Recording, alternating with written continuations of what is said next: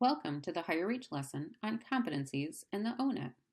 In this lesson, we will explore measuring competencies to predict job performance. Competencies are what we measure to predict candidate job performance. Competencies are the things one needs to know and be able to do to perform a set of work. In evidence-based selection, we'll explore two categories of competencies: occupational competencies and foundational competencies. Now let's explore these two categories in a bit more detail. Foundational competencies are the cognitive skills and character traits that enable someone to do the work well. These competencies support an individual's ability to perform job functions and their willingness to perform those functions. Remember our discussion of willing and able in the core concepts section. Foundational competencies are often measured through assessments of personality and cognitive ability, or exploring past behavior through online reference checks and behavioral interviews. In comparison, occupational competencies are the generalized tasks performed in the job, the things individuals need to know and do to perform the core functions of a role. These competencies are often measured through minimal qualification reviews, required education or credentials, job knowledge tests, and hiring manager interviews. Now let's explore these two categories of competencies in a bit more detail using an example. In this example, we'll look at the Human Resources Specialist role. For this role, some top foundational competencies include critical thinking, reading, listening, teamwork, judgment and decision making, and responsibility.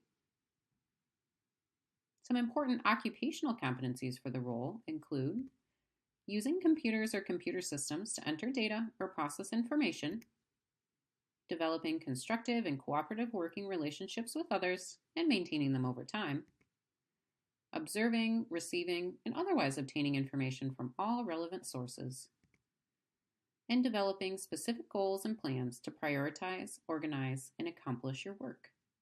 Now remember, foundational competencies support us in performing occupational competencies, and they often differentiate your high performers from your average performers.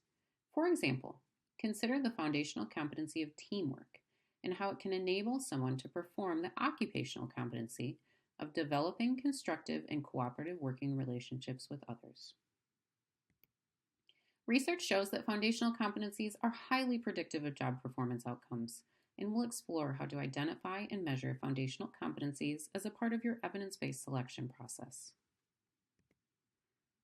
To effectively utilize competencies in a selection system, we need to know which competencies to measure. Which competencies to measure is determined by the job which the candidate is applying for. We can determine which competencies are demonstrably related to job performance through job analysis. But before we begin to discuss job analysis, we need a competency model and data about our jobs. Here we turn to ONET. ONET is a highly reliable source of jobs data and is the world's largest jobs database. Specifically, ONET is a skills-based system that describes job requirements, worker attributes, as well as work content and context using more than 400 variables.